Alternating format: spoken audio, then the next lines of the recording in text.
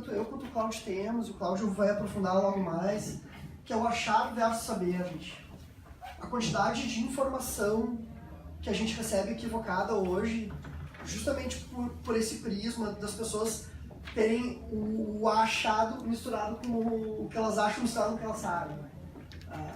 E isso, para quem trabalha com comunicação, gente, é uma coisa muito perigosa, porque vai nos apontar para o lado errado. Com todo respeito ao Mark Twain, eu uso isso aqui muito no meu dia a dia. O não saber é tão perigoso quanto confundir o que você sabe pelo que você acha. E eu queria abrir essa palestra pedindo que todo mundo pense um pouco, assim, porque isso é uma coisa que todo mundo faz, gente. É nos calcar de uma certeza muito grande sem um aprofundamento devido dos números. E ir a fundo mesmo na questão. Vou passar para o Cláudio agora, que vai dar sequência, eu logo assumo o microfone de novo. Bom dia. Bom dia a todos. O Pedro me ajuda um pouquinho aqui, pessoal. Vocês olham um bom dia um pouco mais forte. Bom dia! Bom dia! Pessoal, muito mais importante que o tema da nossa palestra, nosso bate-papo, que é comunicação, e vocês sabem a importância da comunicação e do desafio que é comunicar nos dias atuais, é a importância do relacionamento e da credibilidade. Essa credibilidade que vai nos dar a condição de conversar um pouquinho com vocês, mas que também faz toda a diferença. Relacionamento, vocês imaginam, enquanto a nossa empresa se relacionar de maneira efetiva com seus consumidores, e daí vem o pressuposto que a gente prega muito, quer dizer, para se relacionar de maneira efetiva, primeiro eu preciso conhecer. Não é verdade? Ninguém se relaciona de maneira efetiva sem conhecer. Então a importância do relacionamento e da credibilidade. Eu tenho dito muito, o presidente comentou, nós andamos por ondas ou por mares turbulentos. E eu tenho a convicção do que eu vou falar para vocês, que nós vamos falar, que enquanto existir relacionamento de forma efetiva com o cliente e houver credibilidade, o nosso varejo está muito vivo. Isso aqui eu assino embaixo para vocês. Porque o que a gente tem? A gente tem situações boas, situações não tão boas. Mas o que mantém o varejo hoje é o relacionamento. Relacionamento efetivo com seus consumidores. Relacionamento de verdade e fornecedores, que não deixa de ser o nosso grande financiador da nossa operação. E vocês sabem disso, né? Muitas vezes é quem financia, quem nos dá o apoio, tá certo? E a credibilidade. A credibilidade nos dá a condição de continuar trabalhando. Tá? Queria agradecer aqui o presidente Paulo Cruz, dizer da satisfação e agradecendo o presidente, agradecer todos os lojistas aqui presentes, todos os amigos, os colegas, tá? Dizer da importância dos temas que nós vamos conversar hoje aqui com vocês. Tá bem? Gostaria de começar fazendo duas considerações bastante simples, tá? Se o presidente me permite. Primeiro, tá, um dado em relação a uma pesquisa feita pela área de inteligência do varejo. Acho até que mencionei no último café com o lojista que eu conversei um pouquinho com vocês. Essa área de inteligência do Bradesco fez uma pesquisa preocupado com a inadimplência dos varejistas em relação ao banco, tá? E tentando identificar, então, no varejo, quais são aquelas operações que estavam tendo um resultado melhor ou que estavam andando melhor nesse momento de turbulência. Tá? E o que aconteceu? Esta pesquisa identificou dois grupos de empresas que estavam tendo resultados melhores que as demais. E aqui eu queria chamar a atenção de vocês. O primeiro grupo de empresa, ele era composto por parte das grandes empresas que utilizavam muito bem, isso é da área de pesquisa e inteligência do Bradesco, que utilizavam muito bem o seu poder de barganha em relação aos fornecedores. Então vejam bem, eu estou dizendo que um grupo era formado por parte de grandes empresas que hoje utilizavam de maneira muito forte o seu poder de barganha em relação a fornecedores. Porque segundo esse mesmo Instituto de Inteligência e Pesquisa, ele diz que o problema do varejo é que são lojas normalmente muito fragmentadas. Nós somos muitos, certo? Então o poder está no fornecedor. E o segundo grupo de empresas que ele disse que estavam tendo êxito, e aqui eu quero chamar a atenção de vocês, eram pequenas empresas, eram formadas por pequenas empresas que estavam reunidas em entidades de classe ou em associações.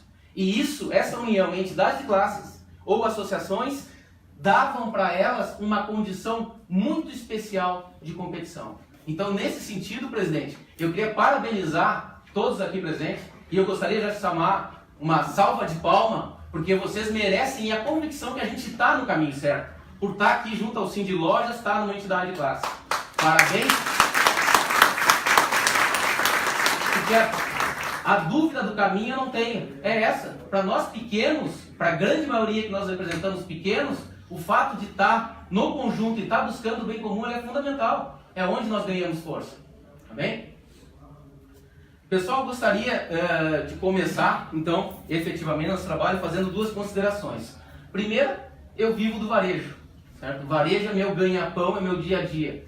Eu me considero um consultor, se isso é possível, consultor executivo de varejo. Sou responsável por algumas redes, tenho muitos clientes aqui que estão presentes aqui, que me cobram o faturamento das suas lojas, né? Não vou até porque vocês vão me cobrar nesse momento, deixa para depois, né? Porque o mês de junho, para alguns setores que eu atendo, e eu vou falar material de construção, todo mundo sabe que não foi um mês bom, mas o vestuário, apesar de não estar bom, o presidente já comentou, melhorou um pouquinho em relação ao que vinha acontecendo, tá? Mas eu sou cobrado por isso e eu respondo, eu e o Pedro nas atividades, muito eu respondo ao andamento desse negócio. Então eu vivo do varejo.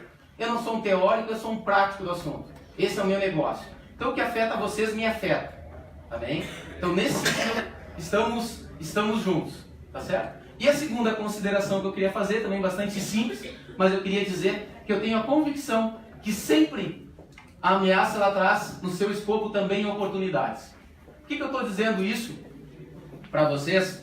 E por que eu estou chamando a atenção? Né?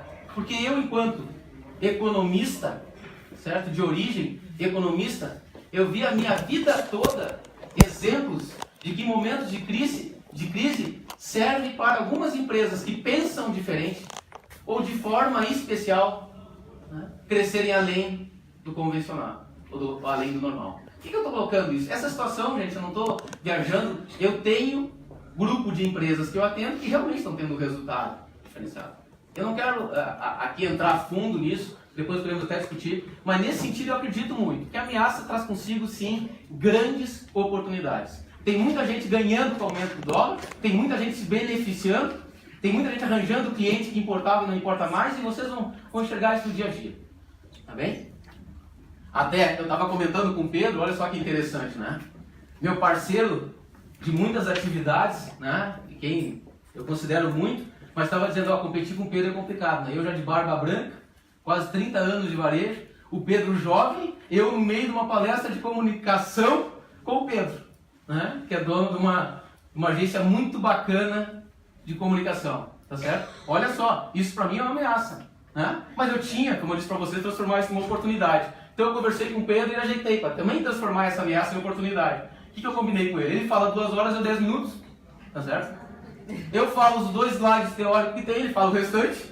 E se tiver as perguntas, é óbvio que nós vamos responder todas, ele responde. Estou brincando, né, Pedro? Tá? Aí veja que dá para transformar as ameaças em oportunidades. Brincadeiras à parte, pessoal. Gostaria de mostrar para vocês esse primeiro slide.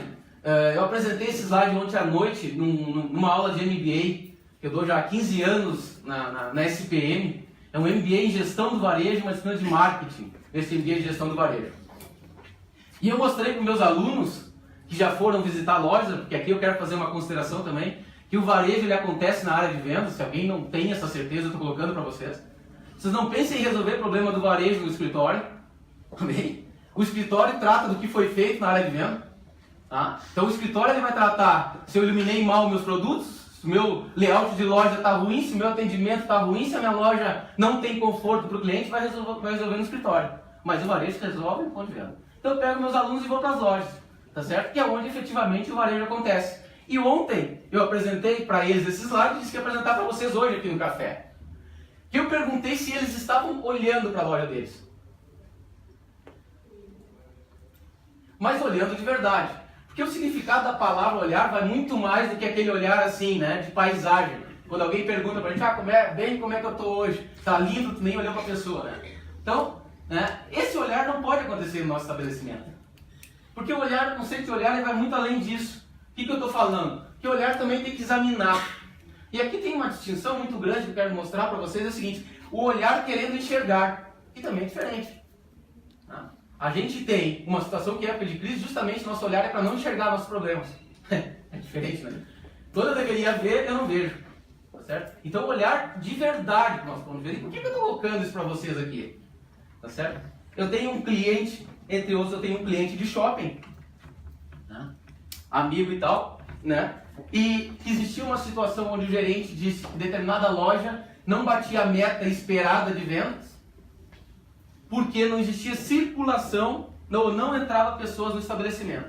Como é de praxe, né? Como é nosso dia a dia, meu dia a dia, o que eu fiz? Eu fui para frente da loja, tentar acompanhar então a circulação de pessoas naquele estabelecimento. Era no final de semana, tá certo? Eu levei a minha filha comigo, tá? E mostrei para ela, estava mostrando para ela, olha, filha, me ajuda a marcar quantas pessoas entram, quem são as pessoas. Fiz uma planilhinha manual para poder marcar quantas pessoas, porque segundo ele não entrava cliente nessa loja. E nós ficamos ali olhando. Quando terminou essa atividade, nós em frente à vitrine da loja, tá certo? Eu perguntei para ela o que ela achou da loja. Ela não conhecia a loja. O que ela achou da loja? Ela me disse, eu achei muita coisa e achei muito confusa. Eu achei muita coisa. Eu fiz uma reflexão se o meu olhar estava sendo crítico o suficiente também. Se eu também já não estava conseguindo mais enxergar de verdade. Isso pode até não ser um problema. Só que a minha filha tem 8 anos. Tá? A Aninha tem 8 anos. E daí eu quero fazer uma reflexão. Queria que vocês me ajudassem. Se o nosso olho está preparado para enxergar o que essa gente, que essas pessoas, que esses nossos filhos estão enxergando nas nossas lojas. Que esse é o questionamento que eu faço. Olha, minha filha não tem noção, tem 8 anos. Tá certo? Ela me disse que estava muito lá, e eu confesso para vocês que eu olhei realmente, a loja para valorizar os seus produtos estava trabalhando totalmente ao contrário do que seria o ideal. Bem? Então, acho que é um slide importante da gente começar. Aqui, um segundo slide, e o meu tempo aqui é diminuto, como eu falei, eu tenho 10, porque eu tenho 2 horas e meia, né, mais ou menos. Tá bem? O meu tempo é diminuto, eu queria mostrar um outro slide para vocês, que talvez vá falar contra a maior parte das palestras que vocês, ou dos encontros, bate-papo que vocês têm participado. Mas é uma coisa do meu dia a dia. E eu tenho enxergado claramente que menos é mais. Tá certo? Que tu conseguir estabelecer o que realmente é prioridade, hoje talvez seja uma das maiores dificuldades das empresas. O que é significativo? Então, se tu consegue concentrar, o resultado é maior. E para a comunicação essa é uma lógica. Quanto mais objetiva for a comunicação, quanto mais foco nós tivermos, maior o resultado. Quando a gente dissipa foco, a gente dissipa energia. Essa é a lógica. Tu divide muito, tu não faz nada. E isso é o nosso dia a dia. Tá? Mas qual é o problema que eu enxergo nisso? Esse é o nosso momento. Ó. Olha aí. Não vamos nem me deter aqui. O Pedro pediu que eu passasse isso aqui correndo para vocês, né? Porque senão vocês vão ficar tristes se vocês não me perguntar. Primeiro ponto. É óbvio, né, que existe uma previsão de um crescimento menor da economia. Segundo, eu sou economista, falar de aumento do dólar, vocês sabem tanto quanto eu o horror que é para nós isso. A gente imaginando que a gente depende quase de tudo de produto ou de algum insumo importado. Né? E a alta do dólar no último trimestre foi de 17%. Você não precisa ser um economista para poder entender a repercussão. E a marca de vestuário no olho do furacão. Isso vocês estão sentindo. Eu nem vou debater isso, que aqui vai dar um... Tá bem? Quem trabalha com vestuário sabe exatamente do que eu estou querendo dizer. Mas onde é que está a minha preocupação? Só antes queria mencionar uma situação que eu trouxe um dado aí da previsão da CNC, que é a Confederação Nacional do Comércio. E confesso para vocês, porque o número, o texto afirma uma redução, mas o percentual não é ruim ainda de crescimento. Eles estão falando de reduzir de 5,2% o crescimento do comércio no ano para 5%. Aí eu acho que é um questionamento que a gente tem que fazer. Nós não estamos crescendo 5%. Nós estamos crescendo 5%, porque ainda essa é a perspectiva do varejo. Então alguém está crescendo que está compensando o meu 5%. Mas a minha preocupação é isso, ó. E aqui eu queria chamar a atenção de vocês. Excesso de informações pode prejudicar a tomada de decisão. O excesso de informação leva à desinformação. O excesso de informação pode causar ansiedade e perda de foco. E o que vai acontecer? O problema do excesso de informação é de não entender o que realmente é significativo para o meu negócio, para o meu varejo. E eu não vou viajar, eu vou chegar nas informações que nós acreditamos que são significativos. Mas eu queria colocar para vocês isso de maneira bem transparente. Por quê? Na nossa empresa está assim. Teve uma época que a gente falava o seguinte, o cara tem que ter controle. Tem empresa que está virada só em controle. E as pessoas não sabem o que fazer. O cara tem trocentas planilhas. Entendeu? Não é mil, é trocentas. O cara já mostrou um consumo de material de higiene, um gráfico de consumo de material de higiene. Eu achei fantástico. Agora, para que isso serve? Entendeu? Deve ser um troço, né? Na verdade, assim, tinha um momento que a gente não tinha. Hoje a gente não está sabendo quais são relevantes e o que fazer com essa informação. Tá bem? Até tem um cara que já está falando, ó, gestão de clientes sem utilizar a planilha. Esse é o esperto da jogada. Né? Então o cara já está pensando em fazer uma gestão de clientes sem utilizar a planilha, porque está tudo em planilha. Está tudo em planilha. Tá? Aqui, pessoal, eu queria mostrar, tem uma disciplina que eu lecionava numa instituição de ensino durante um tempo, já faz tempo, porque eu estou velhinho, né? Mas que se chamava Disciplina de Gestão do Conhecimento. Olha só que legal o nome da disciplina, né? Gestão do Conhecimento. E o que tratava essa disciplina? Ela tratava de fazer uma diferença de tudo que existe, ela chamava de dados. Mas ela diferenciava do que é dado para informação. Porque às vezes dado é tudo que é registro, gente. E se nós formos preocupar com dados, nós vamos enlouquecer. E daí eu vou dizer para vocês que nós vamos enlouquecer, porque eu acordei hoje de manhã, eu penso fazendo a quantidade de e-mail, de mensagem, de coisa que tu recebe, tu enlouquece. Mas eu quero dizer o seguinte, nós temos que selecionar, porque para passar dado para informação, a gente tem que ter algum tipo de análise. Correto? Então aquilo tem que ser significado. Tem que ter, eu tenho um cliente que trabalha muito a questão da tecnologia, onde os representantes comerciais fazem check-out nas lojas dos pontos de venda, ele é uma distribuidora, tá certo? Distribuidora Colgate, faz check-out nos pontos de venda, nós temos informação de tudo que é jeito. Tá? Agora, informação, desculpa, nós temos dados de tudo que é jeito. Agora, informação, eu tenho dificuldade. Daí quando vê efetivamente aquilo que foi traduzido em resultado, é desse tamanhozinho. Então, o que eu estou pedindo para vocês? Tá? Que vocês tentem realmente selecionar aquilo que vale a pena. Vocês tentem selecionar aquilo que é significativo. E daí analisar e transformar em ação, porque é isso que vale. Né? O varejo ele vive do tilintado caixa, gente. E se o cara que falar diferente para vocês, está errado. Então o cara diz assim, não, olha tudo que está acontecendo. O cara é multimídia. Né? O cara é o supra-sumo. O cara sabe de tudo, não sabe de nada. Não transforma nada objetivo. Há uns 10 NRF atrás, em Nova York, tinha uma frase que o cara dizia o seguinte, execute, ou seja, ou vai ser executado. E eu acho que nunca foi tão atual. Cara, outro faz, outro não vai ter tempo de fazer. Então, priorize, tenha foco. Menos é mais. Menos é mais produtividade.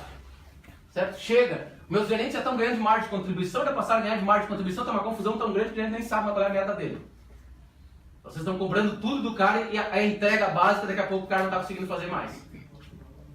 Perdeu, o faturamento não é mais objetivo, agora é a margem da margem de contribuição, daqui a pouco o cara tem 300 indicadores. Né? Então o cara já fica com medo até de vender. Porque daí ele bate o item vendido, ele não bate a margem média dos produtos. Porra, o cara esqueceu que tem que vender. Nós esquecemos que temos que vender. Tá?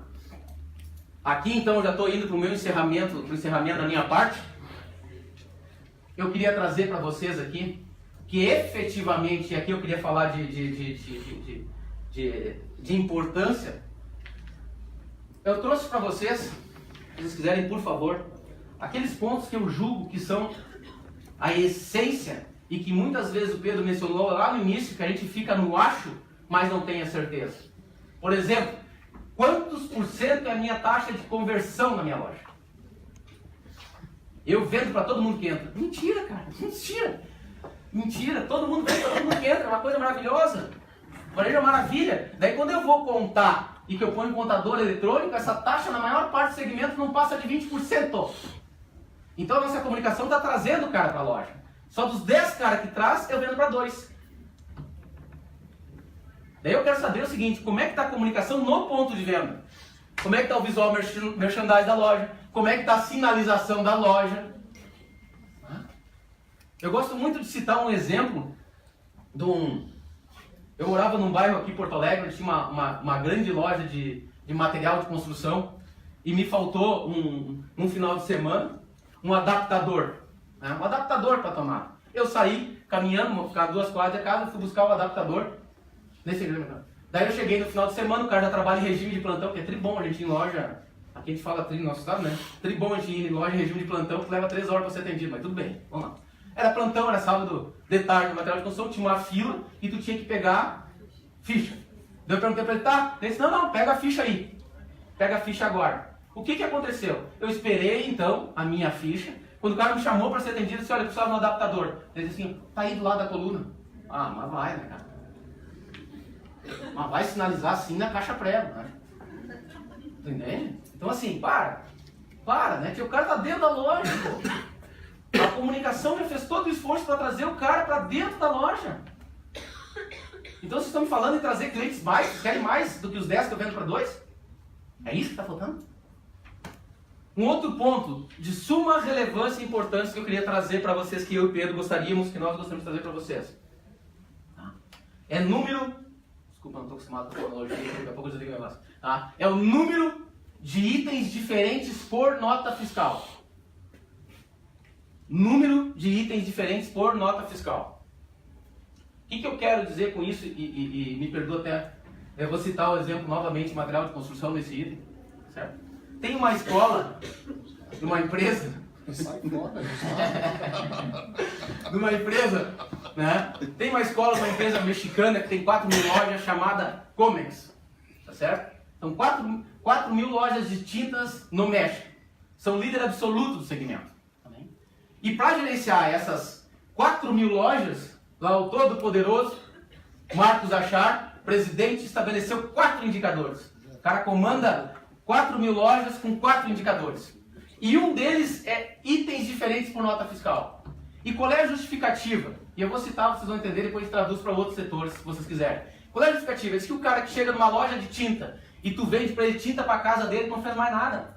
Aquilo ali é o mínimo que tu vai fazer. Agora ele quer dizer o seguinte, mas ele levou o pincel, ele levou a luva, ele levou a lona para forrar, ele levou a fita para isolar. Numa venda de tinta são 13 itens. Você sabe qual é a média? Não dá 2 itens. É 1.7, 1.8 nas lojas de tinta. De 13 itens, nós contamos. O cara vai levar a luva, o cara vai levar a fita, o cara vai levar... Isso é para todo segmento. Então isso é que ele diz, que isso é um item digital. Né? O cara entrou para comprar camisa, o cara comprou sapato, o cara comprou... Aí tá valendo. Agora se o cara veio para comprar camisa e levou 2 camisas, pô, cara, que serviço que tu tá fazendo? Tá? Queria chamar a atenção de vocês esse item. Um outro ponto, terceiro ponto. Queria falar para vocês um pouquinho sobre ruptura de estoque. Eu tenho visto todo mundo muito preocupado com os custos fixos e eu também. E eu também. Na verdade não só custos, mas os gastos fixos em geral e eu também. Cada vez mais o gasto fixo sobe, cai a receita, ele representa mais percentual da nossa venda e se eu calculo o meu preço de venda exato e quero botar todo o meu gasto fixo no preço de venda, eu não consigo vender. Quem calcula direitinho está ferrado. O varejo está nos levando hoje a fazer um cálculo contrário. Eu pego o preço que o mercado está vendendo, eu tenho que vender naquele preço ou eu estou fora. Aquela ideia assim, catedrática, lá o Claudio ensinando a fazer preço de venda, assim, vai gasto variável, mais gasto fixo, mais margem, vai dar o preço final, te rala. Na verdade é o contrário. O preço que o mercado vende esse item é isso, tu varia 5 para mais, 5 para baixo e cara, vai trabalhar para ser competitivo vendendo o preço do mercado, tu tá fora. Tá? Mas o que eu quero chamar a atenção de vocês? Nós estamos preocupados com o aluguel da nossa loja, nós estamos preocupados com o gasto fixo. Só o cara que compra mal, ele paga 3 vezes. Vocês já viram isso? Então aí é o meu problema de ruptura de estoque. Por que ele paga 3 vezes? Ele deixou de atender o cliente que estava na loja, tá bem? Ele vai ter que comprar aquele produto que o cliente pediu. Olha só, já comprou 2. E ele ainda paga um estoque que está parado. 3 vezes. Então eu estou preocupado lá com meus 4, 5, sei lá quantos pilas de aluguel, tá certo? E meu estoque está para 8 meses e eu preciso de produto para amanhã. Eu nunca vi isso. Tem que comprar porque para amanhã não tem produto. Mas eu olho meu valor de estoque ali, ele tem para 8 meses. Gente, por favor, isso não existe. E ruptura de estoque, gente, é 10, 15% de uma realidade de venda. Não podemos deixar, o cara tá lá dentro, o cara tá pedindo produto.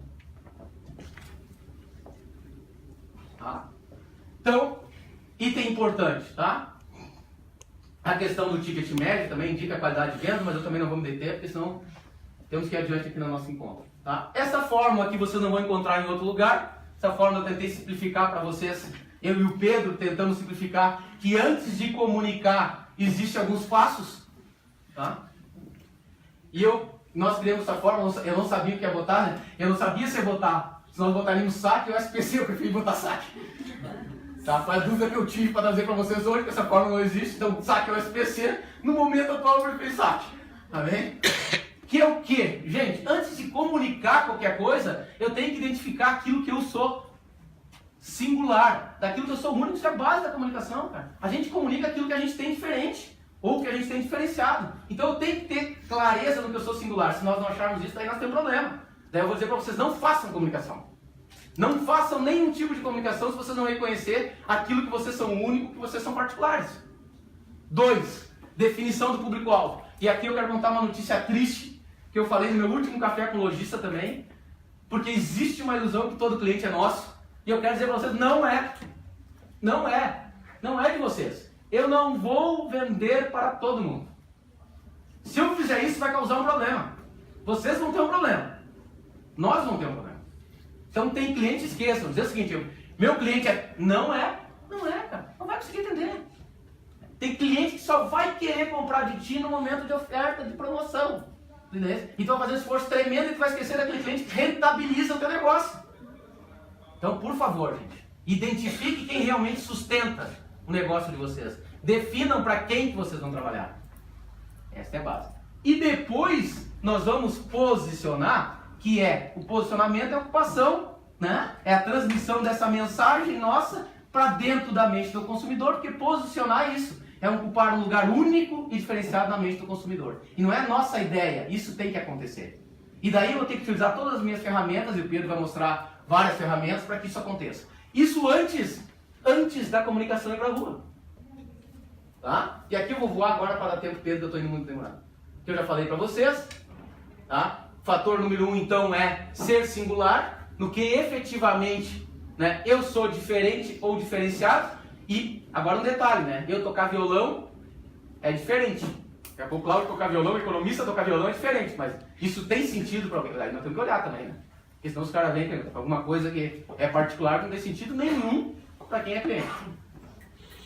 Público-alvo, eu já falei, isso aqui eu acho que é algo bem importante também. Nós temos diferentes tipos de motivações à compra e principalmente essa separação eu queria fazer. Vocês têm clientes muito mais funcional, muito mais racional e procurando garantia e procurando durabilidade do produto, e tem cliente muito mais emocional. Tá? Não vou me deter aqui também, vou passar rápido. E aqui eu queria apresentar para vocês uma frase que eu achei fantástica, do John Kennedy, que diz o seguinte: eu não sei dizer a fórmula do sucesso, mas sei dizer que querer agradar todo mundo é do fracasso.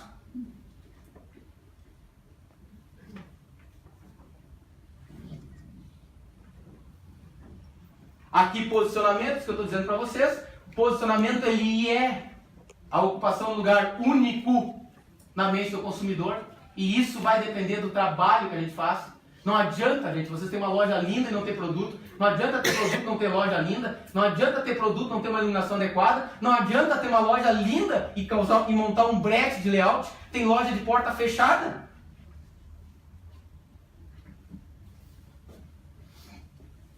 Essa também é uma frasinha, se aí eu consegui fazer uma sigla melhor para vocês, eu, Pedro. Tá? Varejo para mim é experiência, conforto e conveniência.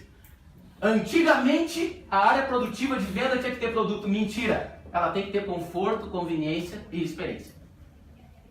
Antigamente, a loja tinha que estar abarrotada de produto. Agora está legal, a área de venda está produtiva. Não. Hoje ela tem que ter conforto também e conveniência. Tem gente abandonando e achando o cara a máquina de cafezinho. Tá? Tem gente tirando a cadeira para o cara ficar em pé, porque tem que botar produto. Cuidado, gente. Cuidado. Varejo é experiência. E a gente está falando de conforto e conveniência. Está falando de conforto e conveniência. E para encerrar, gente, esse é o meu último slide. Já agradecendo para vocês. E depois eu ficar junto com o Pedro aqui. Tá? Eu coloquei algumas coisas aqui que é óbvio que não acontece nas lojas de vocês. Nas nossas lojas aqui, né? Mas a minha loja está abarrotada de produto. É essa a proposta. Minha loja tem espaço de circulação do cliente. Estou falando que tem muita loja com brete estabelecido, que o brete o que é? Né? Eu prendo o cliente em determinado lugar, tem gente que está sendo muito esperta, porque faz o seguinte, põe aqueles produtos de alto giro do lado do caixa. É ótimo isso. Sabe para quê? Para o cliente não andar na loja. Nós estamos no sentido contrário hoje. Hã? Como é que está o nosso layout? O cliente tem dificuldade de pagar na nossa loja ou não? Ou cai o sistema? E aqui o que eu acho pior. Nós hoje estamos num indicador tremendo de cadastro. Todas as lojas querem fazer cadastro, vai comprar bala, quer fazer cadastro. O problema não é fazer seu CPF, eu, como não guardo as notas mesmo, né? Eu não consigo nem trocar. Os caras estão até me engambelando, estão usando o discurso meu contra mim mesmo, né? Então isso é bravo. É uma situação terrível no varejo, os caras estão usando o meu discurso contra mim. Ah, mas eu estou fazendo cadastro, mas eu posso afirmar para vocês que o processo de fazer cadastro hoje, e eu entendo por que o nosso vendedor às vezes não faz cadastro, é uma briga.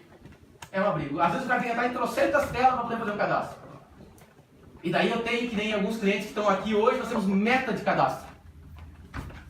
Tá bem? Que premia a loja a meta de cadastro. Só que o cara, para fazer o cadastro, o cara tem que ser bom. Porque o cara tem que estar vendendo, o cara entra numa tela, sai, entra na outra tela, faz o jeito bom. Tá? Desculpa se eu estou falando coisa que não é na realidade de vocês. Tá bem? Tá? E para encerrar, tá? E passar a palavra para o Pedro, eu gostaria de colocar o seguinte, né? Sem pensarmos tudo isso antes, dificilmente a gente vai conseguir ter a comunicação que gostaríamos. E vejam, a comunicação, vou falar o segredo, deixa o Pedro falar depois, tá? A comunicação tem que gerar alguma coisinha que o Pedro vai contar para vocês agora. Então, gente, agradeço esse tempo dedicado, passei um pouquinho dos 10 minutos, tá? Meu Pedro ainda tem 2 horas, tá? Vocês podem ficar bastante tranquilos, tá? E depois eu vou responder essa pergunta junto com o Pedro, sim, tá? Obrigado a todos, tá? E ótimo bate-papo para vocês aqui para frente. Vai longe, por favor. Prezados, então, retornando, eu retomo aqui o meu raciocínio com uma frase que eu tenho usado muito num período de crise, ela tem sido muito pertinente, tá, gente? Que é não pisar nas notas contando as moedas. Temos sim que cortar custo, temos sim que ser inteligente como a gente gasta e saber o que é custo e o que é investimento, e o que dá retorno e o que não dá retorno.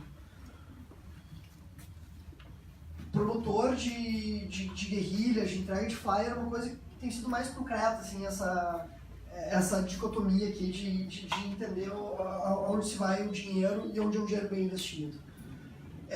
A gente vê muita gente querendo pegar aquela menina da sinaleira quando vai fazer esse tipo de ação, sempre é mais barata, a que está mais acessível, porque a promotora mais qualificada ela é realmente cara.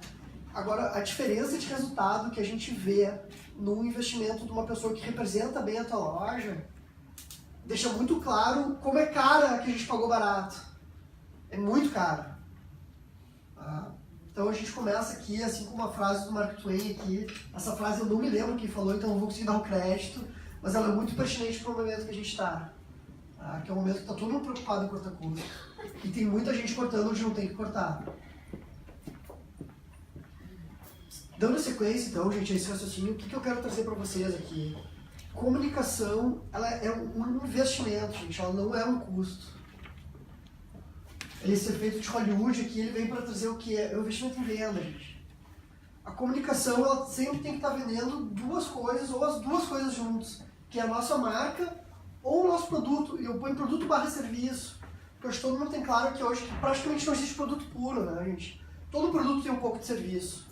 Tem um pouco de informação que o nosso vendedor leva junto, um pouco de instrução, um pouco de pós-venda. Então é importante a gente ter claro isso, tá? A nossa comunicação, se ela não estiver vendendo ou a nossa marca ou o nosso produto, ou os 2, aí sim ela é um investimento, ela é gasto. E aí gasto a gente corta. Tá? Investimento a gente faz. Principalmente o que está funcionando. Pra gente então... Pensamos, né, vamos ter os nossos investimentos, mas o que eu quero gerar com esse investimento, gente? E a gente vê muito acontecer isso nas lojas e conversando com os donos. É uma ansiedade de querer fazer, porque é um momento de muita ansiedade por todos, e não se faz perguntas muito básicas, gente, muito básicas. Qual é o teu objetivo, então? Como é que a gente vai chegar do ponto A ao ponto B se eu não sei onde é que é o ponto B, gente? Ou onde é que eu estou agora? Então, assim, ó, a gente traz algumas ideias aqui de objetivos. Muito difícil a gente ter um objetivo só em comunicação, mas também fica a fala para a gente não ter todos os objetivos. Todo mundo, gente, desde a loja que é uma pessoa só operando e-commerce até aqui a nossa rede, que são quase 1000 lojas, tem duas coisas finitas, que é o dinheiro e o tempo das pessoas para executar. Ninguém consegue executar uma gama muito grande de objetivos, nem a Renner. Quem dirá nós, o pequeno e o médio aqui, que é a maioria aqui do associado. Tá? Então assim, gente, vamos entender quais são os objetivos mais básicos e vamos linkar eles. O Claudio falou muito bem ali, uma coisa que a gente vê, ou aliás não vê no dia a dia, que é uma priorização. Tem se falado muito em tecnologia de ponta, em coisas muito legais. Eu sou um cara que gosto muito de tecnologia, gente. Então muita gente vem me perguntar, Pedro, o smartwatch que tu acha, que é um relógio inteligente, o Apple Watch, agora tem esses assistentes de casa que são muito legais também, que tu vai falar com o teu assistente, que vai te jogar a temperatura, que vai fazer isso. Eu acho fantástico, gente. Acho o futuro. Mas a gente está num país onde a gente não tem saneamento básico, onde a gente não tem luz. Então, quando a gente fala, às vezes, de tecnologia para o varejo, de objetivos muito sofisticados, eu digo, gente, temos saneamento básico na loja? Básicos, gente, sempre antes do avançado. Dentro do que a gente está falando, tá? A nossa proposta aqui é justamente trazer uma ferramenta para vocês, tá? Uma ferramenta que foi desenvolvida dentro da agência e é uma ferramenta super simples, tá? E é uma ferramenta calcada em muita prática, em muita visualização dela funcionando. A ideia é que apresentar em 2 momentos, tá, gente, para vocês. Apresentar primeiro o conceito dela, para que vocês possam entender o que vocês estão enxergando e depois a aplicação prática. Quando a gente fala de comunicação, tá, gente, especificamente de comunicação para o varejo, a gente entendeu que a gente pode dividir em 2 pilares essa estrutura de comunicação. Tá? O nosso primeiro pilar, presença, o nosso segundo pilar, pertinência, e o nosso objetivo interseccionado entre esses 2 pilares, porque é isso que a gente quer atingir no final das contas. Ou os nossos objetivos, né? Com um Szinho ali. Presença, gente, o que a gente quer avaliar na nossa presença? Como estamos indo para a rua? Qual é o timing que eu estou entrando? Timing pode ser a hora do dia, pode ser a semana, pode ser o mês, pode ser o ano. Mais pra frente a gente entra um pouco mais específico. Qual é o meio que a minha presença está sendo usada? Eu estou na TV, é o meu ponto de venda, é o meu cavalete para a rua, é o meu post de Facebook. Qual é o meio? Como é que eu alcanço esse consumidor? E aqui, assim, gente, uma coisa fundamental para a gente falar de comunicação no varejo é o nosso volume. Ou seja, gente, um outdoor por ano, a mandurinha sozinha, não faz verão. Um post por ano não faz verão, a gente precisa ter volume. O nosso consumidor precisa ser lembrado da nossa presença e precisamos ter repetição. Dentro de uma equação onde a gente não tenha nem a mais nem a menos. Todo mundo aqui vê um pouco de TV a cabo, acredito, né? Tem mais alguém aí que quer botar fogo no Trivago, que nem eu, que anunciam de 30 em 30 segundos na TV a cabo. Open English. Teve uma época que o Pão de Açúcar estava impossível também. Aquela menina, Clarice Falcão, tocando todo intervalo. É um excesso de volume, gente. Volume não significa uma quantidade, o quanto eu posso pagar. Então, eu tenho 1 milhão, vou botar 1 milhão aqui. Não. Temos que ter parcimônia. É uma equação complicada porque ela não existe uma fórmula clara e concreta. Temos que ter uma sensibilidade no dar disso. Seguindo aqui, então, para o pertinência, tá? A gente falando um pouco de como a gente vai se comportar, aonde a gente vai estar. Qual é a mensagem que a gente está levando? Cláudio bateu muito e eu cada vez concordo mais, que é a questão da singularidade. E não necessariamente o ser diferente ou o ser inovador. O que é pertinente, né, gente? Para minha loja. Às vezes se fala muito inovação. E você pega aqui, tem cliente, tem lojas, tem cliente super tradicional. Você vai falar inovação com eles, não vai funcionar. E vai afastar, e vai criar uma barreira em vez de criar uma ponte.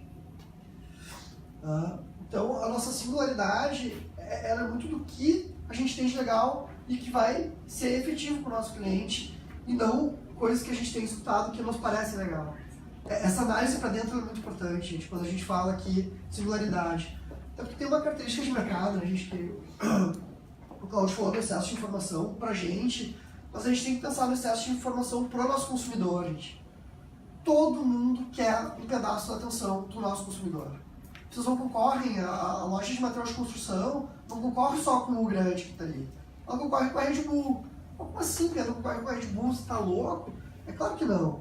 Porque a Red Bull gasta muito do dinheiro dela para ter a atenção do nosso consumidor. E o nosso consumidor tem isso aqui acordado durante o dia, gente. E todo mundo quer pegar um pouco da atenção desse cara.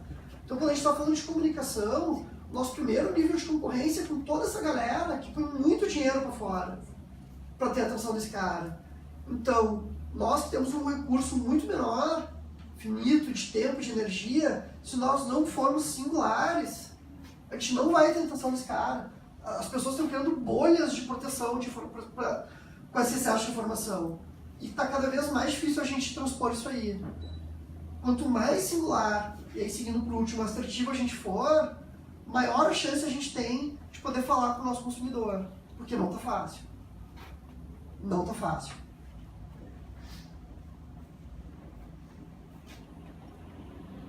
Entrando então aqui a matriz da prática, tá, gente? Aqui é onde a magia acontece. E aqui que eu quero que vocês possam, inclusive, pegar essa apresentação, imprimir e botar na parede da loja, quem tiver a possibilidade. Porque aqui, gente, algumas coisas de forma arbitrárias por nós, tá? São colocadas em gavetas para que a gente possa entender globalmente como a coisa funciona e poder desenvolver um raciocínio de comunicação que vai ser efetivo. Quando a gente fala ali de timing, o que a gente está falando de forma prática, então? A gente cronograma, gente. Aqui que a gente vai controlar o nosso timing de entrada das coisas.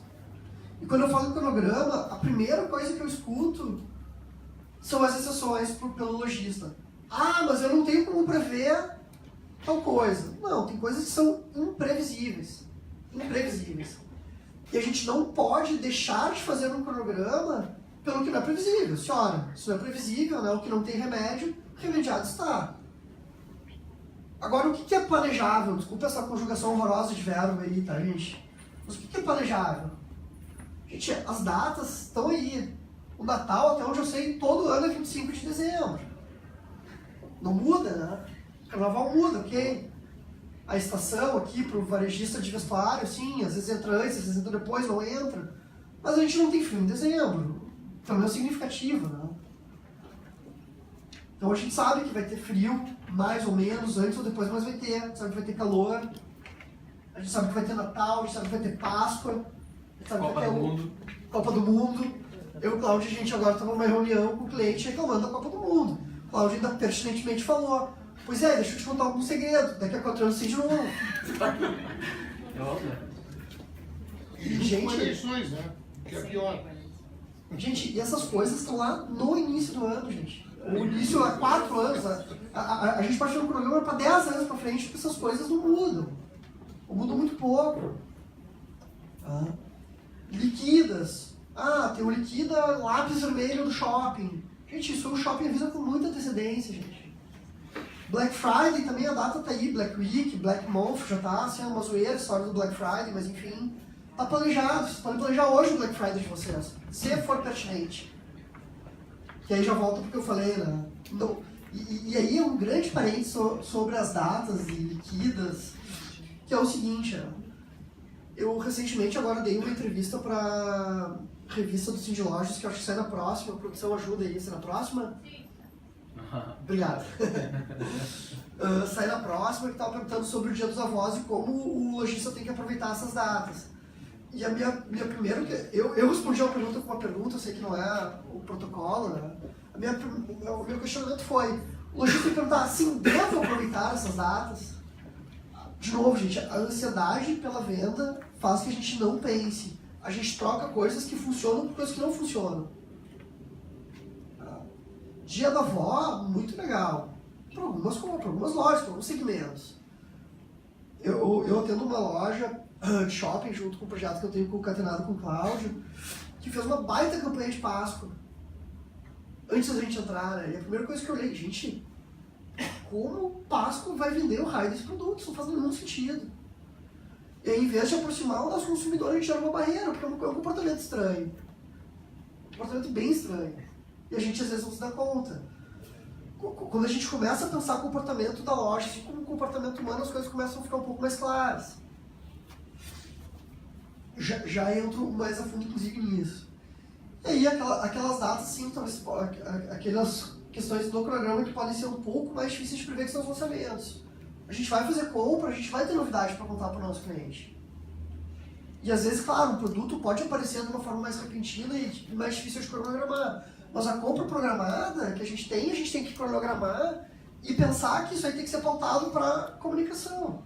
Afinal, é o nosso produto de maior valor, o produto de lançamento. Tá? E, de novo, não pautem pela exceção. A exceção, quando vier, a gente pensa. O ordinário, a gente programa.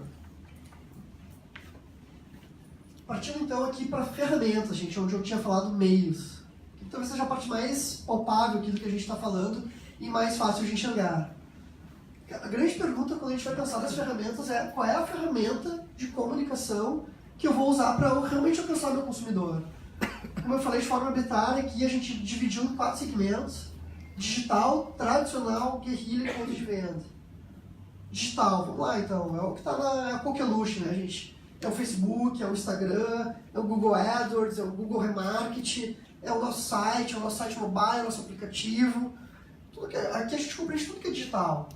Aqui, se quiser, um nível mais sofisticado, inclusive, hoje dá para anunciar dentro de jogos de videogame, segmentado. Bem interessante. Tá? Quando a gente começa a destrinchar essas possibilidades, como todo investimento, o que a gente tem que avaliar? O que é pertinente, o que é prioridade e o que faz sentido para a minha loja. O digital, por estar muito em voga, ele tem algumas armadilhas, gente, que eu gostaria de questionar e provocar vocês. O Facebook, o Instagram, a postagem gratuita, ela é muito atrativa, porque, enfim, ela é gratuita, né? Ou será que não? O que a gente questiona hoje é uma postagem gratuita, feita sem produção, qual é a efetividade que isso vai trazer para o teu cliente? Vai converter em venda? Estou postando ali, tem 4 pessoas curtindo. Eu, minha mãe, meu funcionário e meu gerente. Vendemos alguma coisa? Enquanto isso, a gente tem um caminhão de gente passando na frente da loja. E ali não tem um adesivo na vitrine. E não tem nada para chamar essa pessoa. E a gente está super preocupado em esperar ela chegar em casa para falar com ela quando ela for mexer no celular, quando ela for parar no banco. Gente, veja bem, eu não estou dizendo para não fazer a social media. O que eu questiono aqui nessa escolha de ferramenta é como fazer e se devemos fazer com prioridade. Como eu falei, a gente tem tempo e recursos finitos. Precisamos priorizar. Quando a gente olha para essa análise desses 4 pontos, temos que pensar o que é mais efetivo. É onde vai a minha energia. Eu tive uma discussão muito acalorada um tempo atrás com uma menina que estava no marketing de uma cervejaria que a gente atendeu. Ela estava com essa gana do social media muito forte. E a gente estava prestes a entrar no Zafre aqui de Porto Alegre, a gente não tinha visto o Media Kit da gôndola ainda. E aí eu questiono. Gente, sim, o Facebook, quantos likes temos? Tem 1000 pessoas vendo a página, você pega o algoritmo do Facebook, todo mundo sabe que o Facebook não mostra para todo mundo, 8%, ou seja, a gente está falando com 80 pessoas o post que não é pago. Enquanto a gente está no Zafre, que está passando todo o mundo na frente da tua cerveja ali, e a gente não está preocupado com a gôndola ainda. O marketing digital é super importante, gente. É super importante. O que ele não pode é suprimir coisas que são mais importantes naquela situação. E a gente tem visto muito isso. Muito isso. Seguindo então, e o tradicional, que acaba acontecendo a mesma coisa. O que a gente pensa aqui como na gaveta tradicional? São o que a propaganda já trabalha há muitos anos. Que é TV, que é jornal, que é rádio, que é outdoor. E aqui a crença também, a diferença entre o achar e o saber é muito interessante. Vou dar um exemplo. Sempre quando se fala em TV, pro pequeno e pro médio, o pessoal já torce a cara. Não, você tá louco. Dinheiro para isso. Gente, anunciar na TV a cabo Porto Alegre é uma coisa bem interessante de preço. O GNT, só para Porto Alegre, a gente consegue ali o 30 segundos de um spot ali por coisa de R$100 e tantos reais. Tudo bem, tem a produção, mas não é um preço proibitivo. E qual é o impacto que o nosso cliente vai ter ao nos ver num canal que antes o anunciante era a Coca-Cola ou o Itaú? E às vezes essas possibilidades deixam de ser aumentadas por uma ideia que a gente tem, não, TV não é pra mim. E justamente eu falo isso calcado lá naquele primeiro slide, olha a diferença entre achar e saber. Para muita gente é uma opção super viável, gente, e super interessante, que ela nem é posta em possibilidade pelo que a gente acha. Outdoor também, a gente consegue coisas muito legais, campanhas de buzz door, dá para tomar essa cidade com aquela placa que está atrás do ônibus com relativamente pouco dinheiro. O investimento baixo, vamos lá. Tá? E a questão toda que eu estava colocando ali no começo de avaliação de investimento. O caro e barato, ele é muito relativo ao que está voltando em venda para a loja. E aí o achar versus saber começa a ficar cada vez mais importante. Se a gente não tem uma mensuração adequada de quanto está voltando, como é que a gente vai saber se o nosso dinheiro foi bem gasto? Falando na terceira gaveta ali, guerrilha, tá? Falando da questão mais de ação corpo a corpo, distribuição de flyer, para quem trabalha em alimentação, a gente fala muito em sampling, né? Que é a amostragem da comida, o cafezinho, na bandeja, o sanduichinho para a pessoa experimentar. Guerrilha tem muita coisa legal e normalmente são ações também relativamente baratas, que dependendo de como é feita são super funcionais e dependendo não. A Guerrilha a gente pode pensar parceria aqui também com alguns estabelecimentos. A gente atendeu um pessoal de material de suplementação de academia, onde a gente viu que a ação mais efetiva, ele conseguia de graça com o fornecedor do suplemento alimentar ir para dentro da academia com o standzinho dele para dar uma amostragem. Aquilo ali estava muito, muito funcional em venda, aquilo ali reverteu um monte de venda para ele. E foi uma ação super barata. E muito efetiva. E por último, por querer, o nosso ponto de venda, gente. A comunicação do nosso ponto de venda, ela tem que ser o ponto inicial de qualquer projeto de comunicação dentro do varejo. Porque é o que a gente tem mais controle. E é onde a gente vai efetivar a nossa venda com o nosso cliente. Esses tempos eu estava falando com esse mesmo cliente, que se não me engano são 8 lojas, sendo que 7 são shopping. E ele estava comentando, a gente não tem investimento em marketing. E eu corrigi, olha, com o devido respeito, eu gostaria de fazer uma correção. Você tem um grande investimento em marketing, que se chama aluguel de shopping. O Iguatemi hoje, gente, por exemplo, que é um dos shoppings aí de maior circulação, está recebendo mais de 1 milhão de visitas, gente, por mês. 1 milhão de visitas. Visitas entende-se, não pessoas, tá, gente? Se eu, Pedro, aqui, eu vou uma vez por semana, são 4 visitas, tá? O Iguatemi hoje recebe 1 milhão de visitas, gente. Gente, a quantidade de dinheiro que precisa se gastar de comunicação para mostrar a tua mensagem para 1 milhão de pessoas é uma quantidade bem significativa de dinheiro. Ou seja, a tua vitrine ela já é um investimento, o teu ponto físico é um investimento. E a gente tem que aproveitar. Porque dos investimentos que a gente vai ter em comunicação, ele é o que mais está aproximando a gente da venda efetiva. O cara já saiu de casa, já está com a carteira no bolso e já está ali. E é por isso que eu falo que a gente tem que ter um olhar interessante sobre social media exatamente sobre essa ótica. Às vezes a gente faz um esforço hercúleo, compartilhe, faça, papapá, e o cara está passando ali, quando ele passou a gente ignora. A gente espera ele estacionar na frente do celular ou do computador para tentar falar com ele de novo. É claro que a gente tem um anúncio geolocalizado, tá? Que é muito legal, que a gente pode botar um pin sobre o nosso estabelecimento e pegar quem está próximo. Mas me desculpa, eu não consigo imaginar que seja mais efetivo que a nossa própria vitrine. Ou o nosso cavalete na frente, ou uma pessoa distribuindo o material da loja na frente da loja, ou uma TV para dentro ali, tem shoppings que não permite, loja de novo um pouco mais liberado. Mas o nosso aproveitamento de ponto de venda, gente, tem que ser o nosso ponto de partida para falar com o nosso consumidor. Ah, mas ninguém passa na frente da minha loja. Minha loja tem uma circulação muito ruim na frente. Bem, talvez você não esteja num ponto legal, tem que rever um ponto. Mas não a estrutura de comunicação. E aí, falamos tanto em gasto, né, gente? Como é que a gente tem falado ali o volume, e o que dá volume é o dinheiro, ou seja, é o nosso orçamento, tá? O que eu trago aqui? Como é que vai ser alocado? Qual o valor que vai ser alocado para a execução do meu plano? A forma correta, assim, que a gente deve trabalhar é uma previsão orçamentária mensal, anual, baseada num percentual de faturamento, gente, porque é o mais organizado a se fazer. A agência precisa ter planejamento, vocês precisam ter planejamento, e o recurso ele é muito importante porque é o que faz acontecer. Porém, para quem não tem essa organização, e a gente vê, olha gente, não é uma questão de ser pequeno, médio ou grande, a gente já vê gente inclusive que dá para ser grande, que não tem essa estrutura, porque não teve essa cultura de fazer quando deveria ser feito, e a gente trocar o pneu com o carro rodando é difícil. Todo mundo tem esse sentimento aqui, né? Quando a gente precisa implementar uma coisa nova que não está prevista no nosso, na nossa cultura empresarial. E aí, o que você olha? Quanto eu disponho? Bem, tenho reservado aqui, tenho uma sobra de caixa de R$500 por mês. De 1.000, de 100.000, de 50.000. Não interessa, é onde a gente vai buscar. É o dinheiro que a gente tem sobrando. E que é uma forma de começar.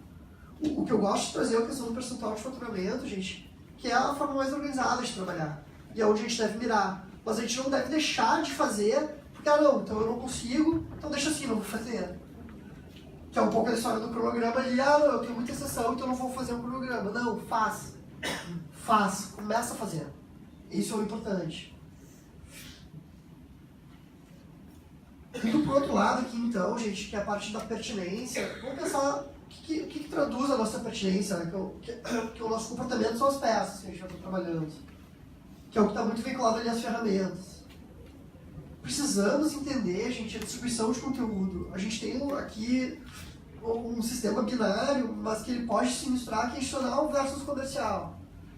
Não podemos só falar de produto, só depara, porque se a gente começa a falar só de produto, a menos que a gente tenha uma exclusividade e a nossa marca esteja muito entrelaçada com o nosso produto, a gente começa a ter uma perda competitiva, porque o cara do lado tem o mesmo produto, às vezes a gente está fazendo até um favor pro cara do lado.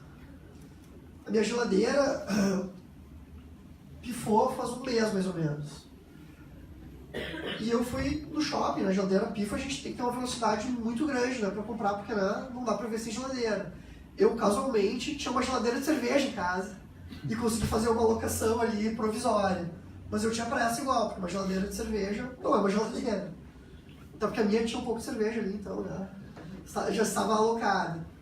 Eu fui numa loja no shopping e o lojista fez uma venda fantástica da geladeira para mim. Fantástica, vendeu a geladeira. Só que eu não comprei com ele.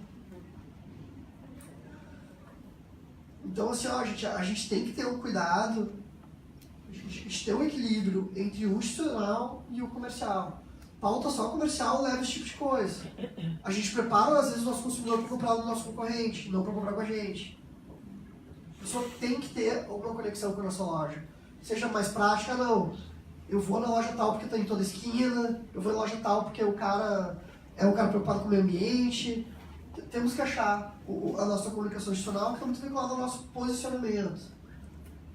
O que eu falo de pauta institucional, então, gente? Sim, temos que cuidar do nosso posicionamento. Nosso posicionamento é o que nos diferencia. Cláudio falou muito bem, posicionamento, pensem sempre em posição na mente. É como as pessoas nos enxergam. Posicionamento se usa muito, muita gente gosta de usar uma palavra só, né, para traduzir, e as pessoas têm feito essa síntese. Inclusive com as pessoas, né? Quando vai falar do Pedro aqui, sim, conheço o Pedro, cara muito legal, não, sem vergonha, gente boa. Com as marcas é a mesma coisa. Essa posição na mente ela é ocupada por uma ou duas palavras, quando as pessoas nos têm. Então, essa pauta comercial é importante justamente para que a gente possa escolher essas palavras, que as pessoas vão nos perceber. E quando a gente fala em posicionamento, de planejamento, a gente fala num desejo, porque a gente não tem controle como as pessoas nos perceberão. Mas a gente tem que ter um desejo, tem que buscar. E a gente até está falando agora aqui no início da palestra, que é o posicionamento das lojas Renner, né?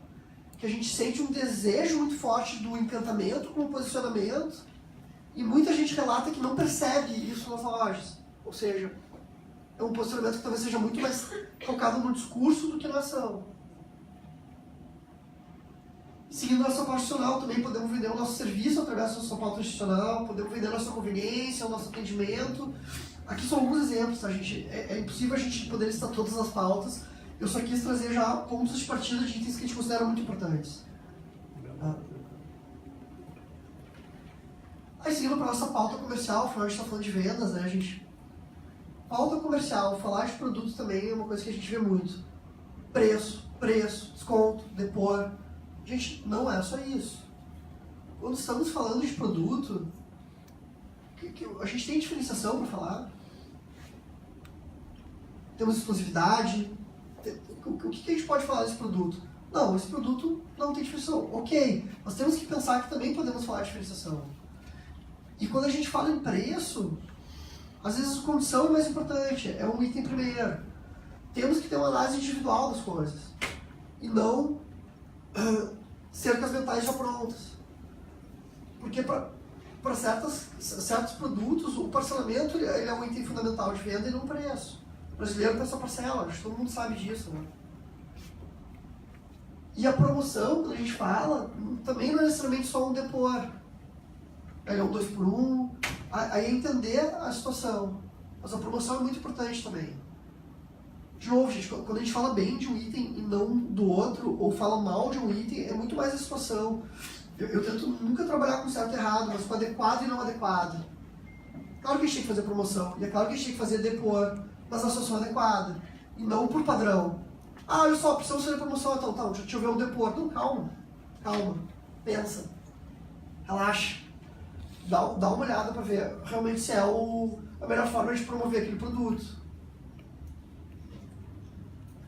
E aí, gente, por último, mas não menos importante, e porque eu deixei por último, é a nossa mensagem que a gente está levando na nossa comunicação.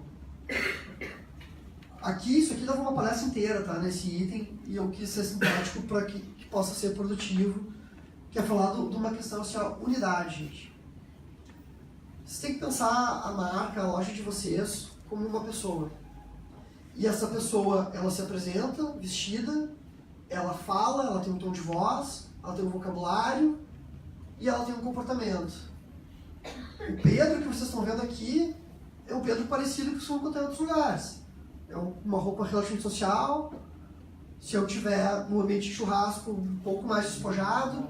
Se eu estiver na praia de bermuda, com um chimarrão, com óculos, mas vocês não vão me ver na praia de cabelo cor-de-rosa e um piercing no meio do nariz.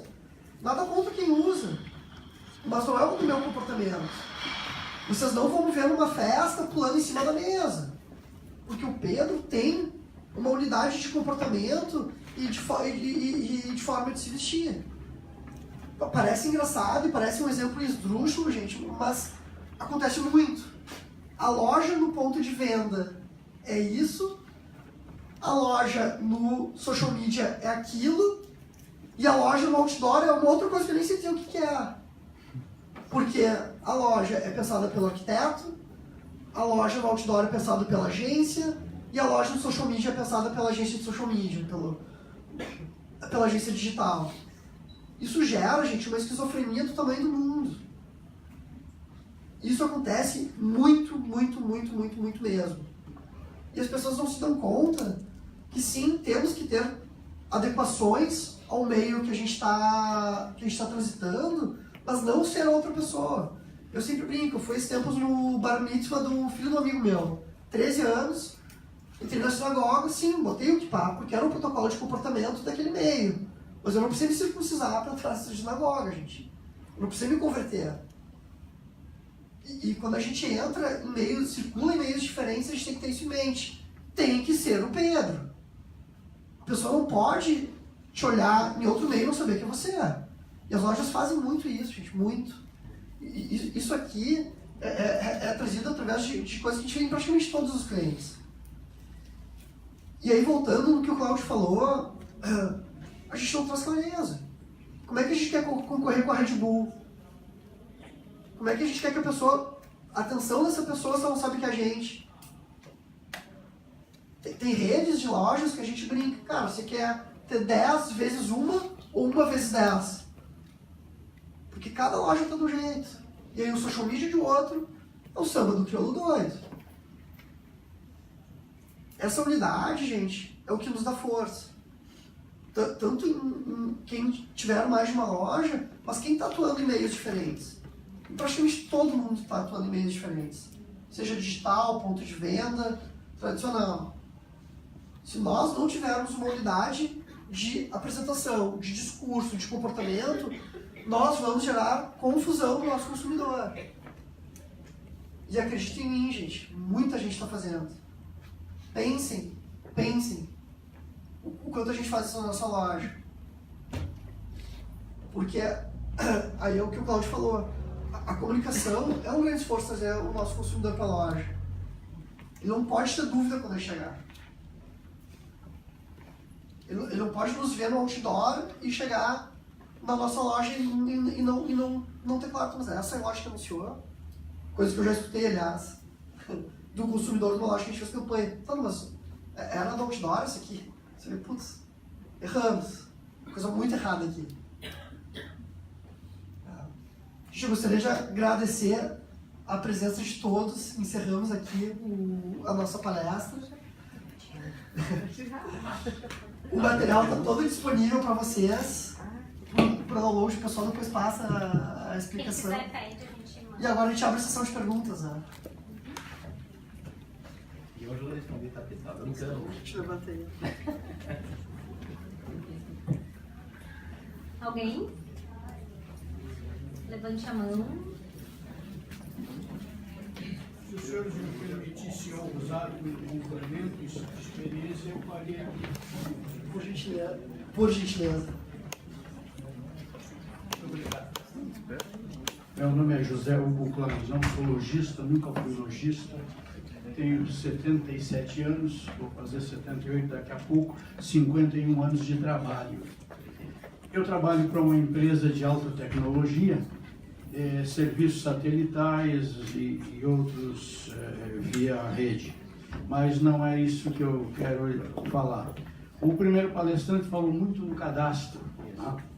Como eu viajo muito, viajei nos últimos 15 dias 5 voos em companhias distintas, obviamente eu tenho o cadastro lá. Sim. Todos os dias às 6 horas, quando eu abro os meios de comunicação, antes de ir ao banho, meia hora, todas as companhias estão me atolando de coisa.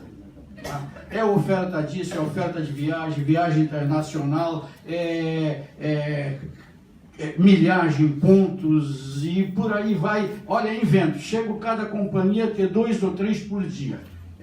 Como já estão todas marcadas para ir para o inferno, eu trabalho com a tecnologia da Apple aqui, quem trabalha com a tecnologia da Apple sabe a conjunção que tem entre os vários equipamentos, né? Então aquilo já vai direto. Mas às vezes eu tenho que desmarcar alguma coisa por causa da milhagem e tal. Mas é um inferno. Isto é um inferno terrível. Né? Eu perco 10 minutos de manhã para fazer a limpeza todos os dias às 6 horas da manhã.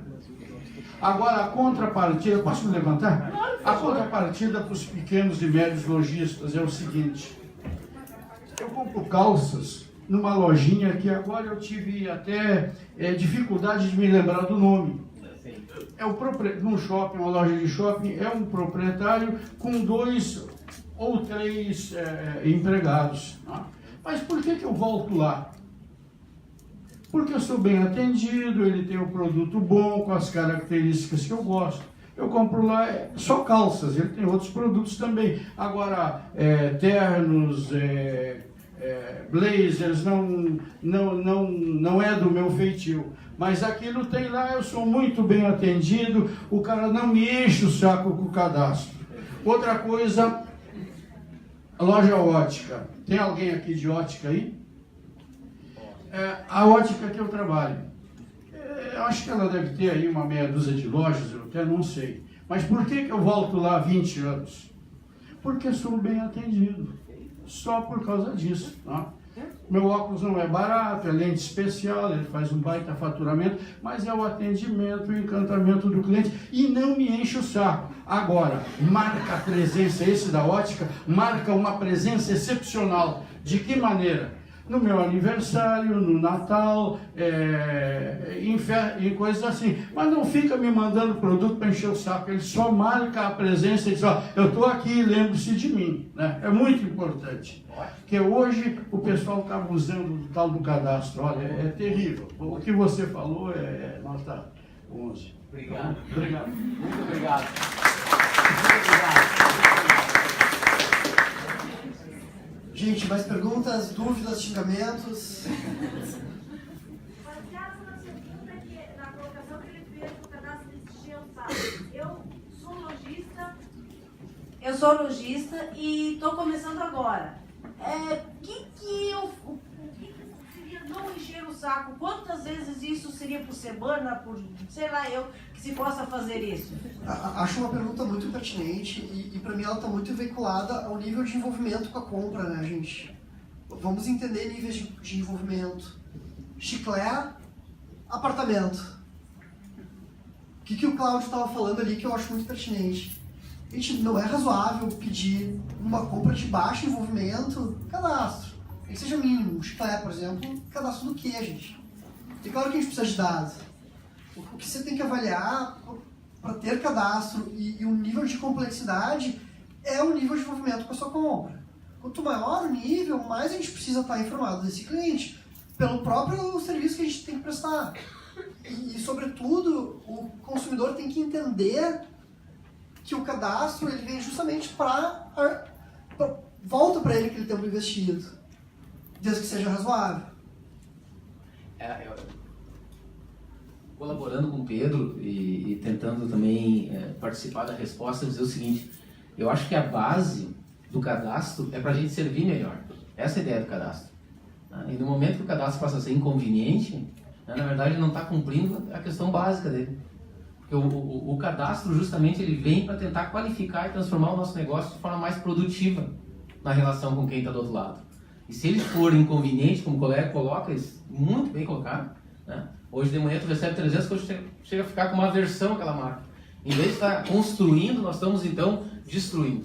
Né? Então, acho que esse é uma questão muito tênue, claro que é. Né? Mas nós temos que avaliar até onde nós temos que trabalhar isso que realmente está auxiliando esse consumidor, está me aproximando ou está me distanciando. Isso eu tenho uma preocupação muito grande. Eu sou uma pessoa, por isso que eu estava falando do excesso de informação. Hoje nós estamos carregados de tudo, gente. É carregado de tudo. Eu estava dizendo, a gente sai de casa, a quantidade de informação que a gente recebe. Hoje de manhã, era 6 horas recebendo mensagem, era vídeo de tudo. E tem muito de sacanagem, coisa que não presta. Mas também tem comunicação de empresa, tem não sei o que, tem 300 grupos, não consegue mais responder para os grupos. Então, eu acho que isso é importante. Nós não podemos ser inconvenientes. O cadastro, ele vem no sentido de te aproximar quem está do outro lado e ajudar no processo, para deixar o cara mais feliz contigo, vamos dizer assim, e tu mais próximo a ele. E não pode ser inconveniente. Isso aí é totalmente, o colega colocou uma forma, parabéns. Isso é o que não deve ser feito. É o que não deve ser feito. Né? É pro Pedro. Pedro, meu nome é Charlene, eu trabalho no Senac e, na verdade, eu fiquei curiosa referente àquela questão que tu falou da geladeira. O que faltou para te fechar lá com aquele vendedor? Primeiro, legal, boa pergunta. Você sabe que eu tenho um podcast, né, que é esses programas de rádio de internet que eu gosto muito, paulista, que se chama Naruhodo, que é de um psicanalista que trabalha com comunicação. Ele é um cara que destrincha muito o comportamento do consumidor, né? E ele sempre fala que a gente tem 3 níveis de fase de compra, né? Primeiro nível de avaliação, que cada um de nós temos uma reguinha mental que a gente mede as coisas. E é uma coisa muito maluca, porque cada um tem essa régua, né? A minha é de 15, a do Cláudio é de 30, a outra é redonda, outra quadrada, cada um tem essa régua para medir. Depois a gente parte para escolha, tá? Não, medi, gostei, escolhi. E por último a gente parte para a finalização da compra. Tá? O que aconteceu ali? Eu medi, achei ótimo, eu escolhi aquele item e na hora da minha finalização eu fui botar os atributos racionais numa geladeira que tinha 15 lojas, se não me engano. E aí, primeiro, eu não tinha conexão nenhuma com a loja que eu tinha visto, pelo contrário, eu não gostava muito. Mas o vendedor me entendeu bem, então ali ele conseguiu me segurar um pouco, porque por prática, por ser um item caro, eu fui passar em todas as lojas. E aí, a condição e a entrega da loja me ganhou, da outra loja me ganhou. Porque, gente, geladeira, 14 dias para receber. Fora quem está se mudando para um apartamento novo, quem precisa de uma geladeira, isso é razoável. E eu digo mais, eu paguei mais caro na outra loja. Porque eu precisava de uma loja que tivesse um dia. Caro para mim é ficar sem geladeira. Respondido? O diferencial foi a pronta entrega para ti, no caso. Totalmente. E a garantia da pronta entrega, né? Porque quando a gente está no ponto de venda, a pronta entrega é uma promessa. E aí a credibilidade daquela loja que me prometeu me fez pensar, não, dá para confiar. E aí tem muito a ver com a ação institucional que a gente tem com aquela loja, né? Tem lojas, gente, que a gente não acredita. Por coisas que a gente escuta, por coisas que a gente vê e por própria experiência que a gente já teve. Bom dia. A minha pergunta é sobre aquela parte sobre dados e informação, que acho que falou o Cláudio. Com respeito a procedimentos, porque às vezes as empresas precisam ter os procedimentos, desenhar os seus ciclos e tudo mais.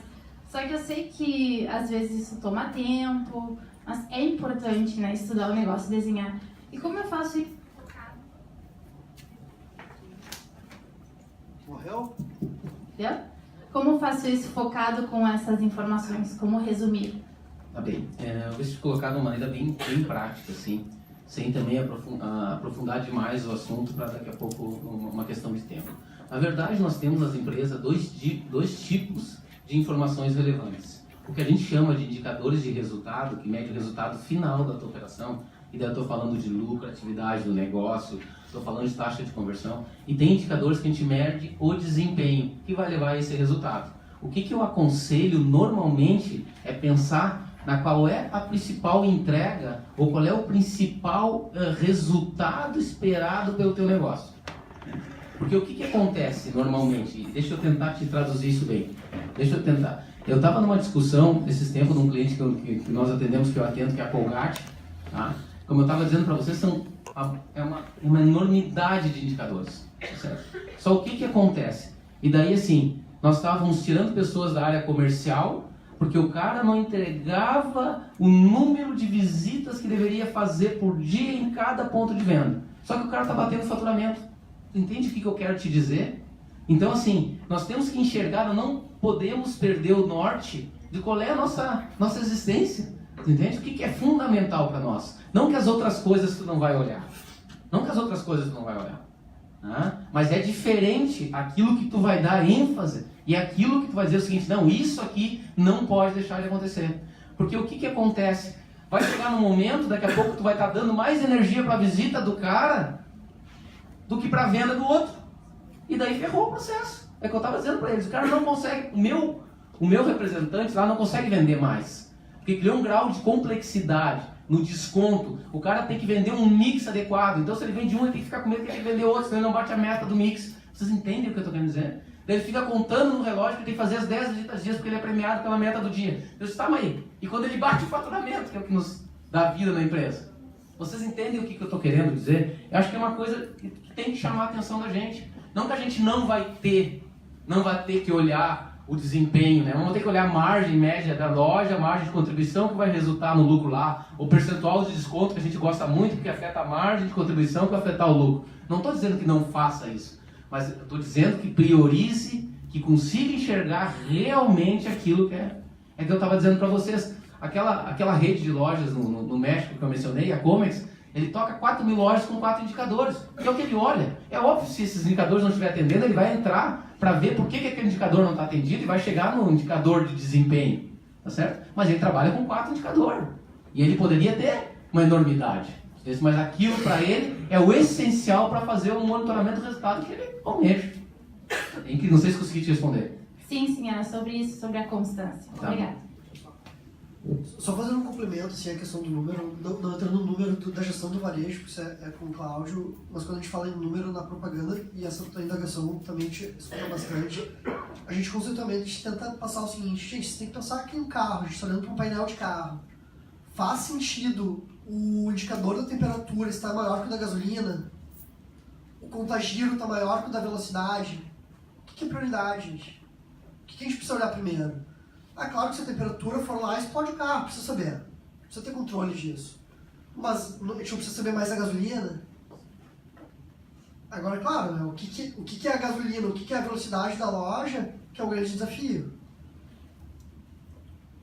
Não, e eu acho só, Pedro, só para finalizar, nós estamos assim, ontem participei de uma reunião gerencial de avaliação do resultado de cada uma das operações e tal, e a gente olha assim, número de cadastros realizados, percentual de cadastros, número de notas fiscais emitidas, faturamento versus meta versus ponto de equilíbrio, versus ano passado versus mês passado, versus... Eu perguntei, dá vontade de perguntar, tá, e o gerente lembrou de algum colega? O colega ele olhou ali naquela coisa toda, entende? Então, assim, não que não, mas a gente tem que estabelecer prioridades, tem que saber prioridades. Essa é a minha percepção em relação a isso. Isso aí, gente, que mais? Mais perguntas?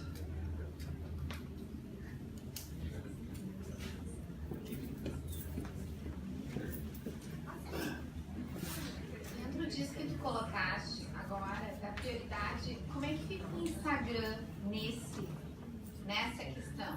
Porque assim, existe uma cobrança de alguns clientes, vocês não estão no Instagram, o Instagram não é forte. Mas assim, eu já provei pra mim mesma que o Instagram não me traz venda. Eu só não tenho a coragem de cortar. Vamos lá, senhora. Excelente colocação. E eu vou dividir ela em duas partes, tá? O que a gente escuta do cliente? A gente atende uma empresa de alimentação aqui em Porto Alegre, que eu brinco com o dono. Cara, se tu vai escutar toda pessoa que pede no balcão, você vai trazer a manga selvagem do México pra ter aqui na sua loja. Eles pedem, eu acho que não pedem. A voz individual e a necessidade coletiva tem que ser separada. Porque, de novo, o que as pessoas fazem e o que as pessoas falam tem uma diferença. Ah, porque eu adoro ver, daí você coloca lá, então tá lá. Ah, legal. A questão, assim, da escolha da mídia e da visualização do resultado, também temos que ter cuidado. O resultado da construção, da lembrança de marca é importante.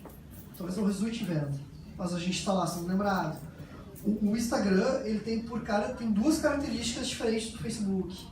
Hoje, por comportamento, ele está acessando um público um pouco mais jovem. Eu até estava falando aqui na entrevista para a TV, que o que acontece? O Instagram, ele modernizou a ferramenta, muito baseada no Snapchat, que era uma ferramenta que estava mega moderna nos Estados Unidos e atingindo o público até escolar, 13, 14, 15 anos. O Snapchat o Instagram tem o Facebook, né? O Instagram é o mesmo dono, acho que todo mundo sabe. Tentou comprar o Snapchat disse que não, o Facebook disse, ok, eu faço igual. E fizeram. E deu super certo aqui no Brasil. O Stories hoje, que é a ferramenta imitada do Snapchat, é uma baita ferramenta. E diferente do Facebook, a visualização orgânica do Instagram ainda está boa. O que eu digo com visualização orgânica, gente? Você tem que entender o seguinte de rede social. É impossível que a gente veja tudo que todo mundo posta. Isso é impossível. Porque a gente tem 1000 amigos, tem lá 5.000 páginas que a gente curtiu. É impossível que a gente veja tudo. Então, isso já é da época do Orkut, tá? Se criou o que se chama de algoritmo de visualização. Ele precisa escolher dentro dos nossos gostos o que se faz muita discussão da vaca que come e vomita em cima do mesmo pasto, ou seja, não recicla, né, aquela informação, mas é como é. Ele precisa escolher dentro dos nossos gostos o que ele vai nos mostrar mais ou menos. E hoje, o algoritmo de visualização do Facebook é 8%, sem pagar, né? Ou seja, o que a gente posta ali, que a gente não precisa fazer nenhum impulsionamento ou investimento. O do Instagram não está tão baixo. O Instagram ele ainda tem um engajamento naturalmente um pouco melhor. E nesse sentido, ele é um ponto de vantagem em relação ao Facebook. Agora, o teu cliente está no Instagram, Essa é a questão. Essa é a questão. Se ele tiver, faça, porque a venda que não está sendo resultada hoje, daqui a pouco vem. E aí, é claro, você tem que cruzar outros fatores. Tá, não estou tendo venda, mas o meu cliente está lá? Tá, bem. E o meu conteúdo? E a minha oferta? E a hora que eu estou entrando? Gente, postar domingo às 4 da manhã, seu cliente não vai ver. Ou às vezes vê, depende, eu sei que você está vendendo. E às vezes a questão do time. O time é super importante. E o digital, gente, tem uma grande vantagem que ele nos permite muita experimentação. Coisa que com o outdoor não. Eu não consigo experimentar 50 outdoors pela cidade porque o meu recurso não dá. O digital nos permite experimentar horários, permite experimentar conteúdo, e permite muita experimentação para entender comportamento de engajamento e de retorno. E dá para usar, e se usa. Inclusive para ter informação para fora do digital. Toda vez que eu posto calça de couro, eu tenho o triplo do engajamento que uma saia. O que o teu consumidor está te dizendo? Que esse item tem mais interesse. Isso, inclusive, pode modificar até a tua vitrine. Se dentro do Instagram estiver o teu público. Você também tem que entender, né, gente? A rede social gera muita aspiração. A gente, quando vai lá comprar anúncio de Facebook, de Instagram, a gente escolhe por interesses precisos. Ou seja, eu quero luxo como interesse. Como é que o Facebook entende que ele vai buscar luxo? Então marcas ditas como luxo, Ferrari, Armani, então quem curtiu eu posso mostrar. Mas, gente, o curtida na marca da Ferrari é liberado, qualquer um pode dar curtida. Não é a garantia que o teu público vai estar necessariamente lá. Então, pontos de atenção. Respondida a pergunta? Gente, mais alguém? Vamos finalizar então.